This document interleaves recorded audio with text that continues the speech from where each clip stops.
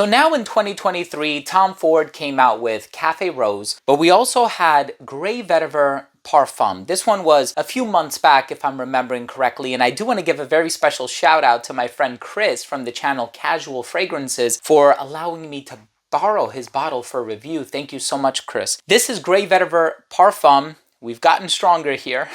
I'm looking forward to giving you my thoughts on this brand new release, so make sure to stay tuned.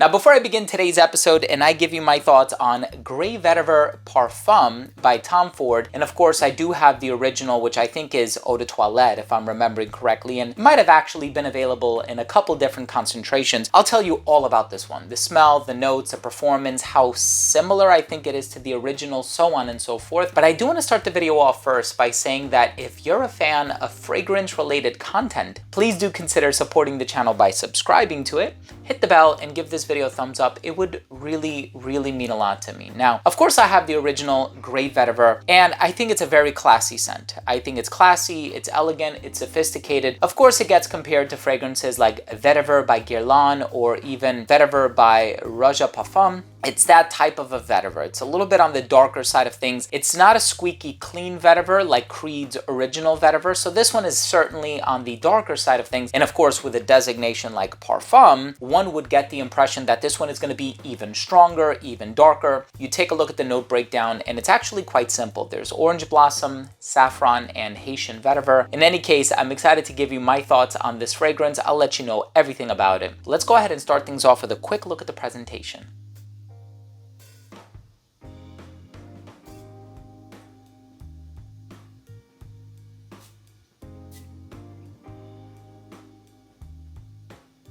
So upon initial spray, you are going to get this really earthy vetiver. Now, there's citrus in here as well. I didn't see much citrus in the note breakdown, if I'm being honest with you. I know there's orange blossom, but I'm getting a little bit of lemon, a little bit of bergamot, a little bit of lime perhaps. And I think about a lot of these classy fragrances, New York Intense by Parfum de Nicolas, and also maybe even Scandal by Roja Parfum, and it has that really bright, zesty, citrusy introduction. I'm getting that here. The orange blossom is really nice. It's not floral though, but I can see how the saffron is kind of working its magic in the heart of this fragrance. Really, the star player in this composition is the namesake, the vetiver ingredient. And the Haitian vetiver ingredient is certainly on the darker side of things, dark, rooty, earthy, almost a little reminiscent of soil, if I can be honest with you. That's why when I want to use the adjective dirty, I don't mean unclean. I just mean it kind of has like this earthiness and, you know, this soil-like quality to it. And I know there's a molecule called geosmin, could certainly be that, working its magic in here, could be more of an accord. But the bottom line is that vetiver is an ingredient that comes across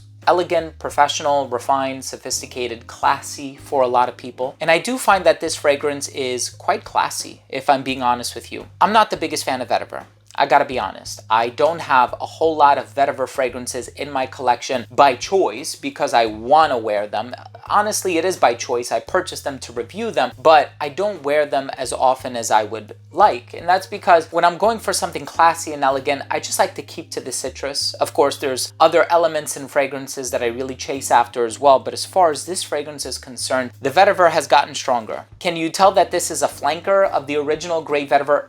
Absolutely. 100%, right? It's in the same family, same DNA. It almost feels like the vetiver has been enriched in this composition. So it's a little earthy, it's certainly strong, and I would also go as far as saying that the performance has probably increased in this one as well by a couple of hours. So if that's something that is to your liking or satisfaction, you like the original Grey Vetiver, any of the concentrations available out there, you're just looking for something with a little more weight to it, something that's going to give you a few more hours of longevity, Grey Vetiver Parfum is the way to go. I think it's an awesome scent for formal occasions. Not my cup of tea. Chris, thank you so much for letting me borrow the bottle though. I really appreciate your generosity. Between this one and the new Cafe Rose, I'm definitely going to be wearing the new Cafe Rose, even though some people might argue it's a bit on the floral side of things because it has the rose and the ylang-ylang, and some people might argue it's a bit feminine leaning. I would personally go with Cafe Rose just because of that chocolatey patchouli, the coffee, the spice, the cardamom that's in there. It's a beautiful fragrance. I recently reviewed that as well. But Grey Vetiver Parfum, check it out if you'd like. let's go ahead and finish things off with my overall assessment. Now, first up, in terms of the uniqueness and the overall smell, this fragrance is not totally unique because of course it smells like the original Grey Vetiver, a little bit stronger perhaps, and it also falls in line with a lot of other Vetiver fragrances, Vetiver by Guerlain, Vetiver by Roja Parfum. But the overall smell, if you're wearing it in a suit and tie formal occasion, especially in the colder weather, it's gonna work magic. Longevity on this one was about 9 hours on my skin, so that's very good. Projection was great for the first hour of application. It radiated within an arm's length. It became an elbow's length scent right around hour 6.5 or 7, a skin scent right around hour 9. In terms of the versatility, masculine leaning, actually great for the colder weather. Usually I say Vetiver fragrances, if we're talking about something like original Vetiver by Creed, I would say spring and summer. But there's something about this fragrance where I'm like, uh-oh, spring, fall, winter, maybe not summer, right? Because this one is actually quite strong and it's one of the darker Vetiver varieties. Of course, this one is great for formal occasions, great for somebody who is perhaps a little bit older. And I think all things considered, it's pretty versatile, but it might be a little bit too strong for the summertime. And like I said, as far as the traditional designations go, it's a little bit more masculine leaning. Presentation, I like the silver aesthetic of it. My final verdict on this fragrance is it's a stronger version of the original Grey Vetiver. It goes in a darker direction. The Vetiver is the star of the show. It's dirty in the soil type of a way, not in the unclean way. It's earthy, it's rich, but it still has that elegant component. It's classy, it's dressed up. It's just that Vetiver is not one of my favorite ingredients, not my cup of tea, but look, I hope you have the opportunity to sample this one. I know they have it at Macy's. I know they have it at a lot of department stores, so I hope you enjoy it. Chris, thank you again for lending me your bottle for review. That's it. That was my review of the brand new Grey Vetiver Parfum. Drop your comments down below. Let me know, do you like Grey Vetiver? Do you like Tom Ford fragrances in general? What are your favorites? Also, if you took something of value from today's episode, please do consider supporting the channel by subscribing to it. Hit the bell and give this video a thumbs up for the YouTube algorithm. Thanks again for watching. I love you guys. We'll see you tomorrow with a new video. Bye.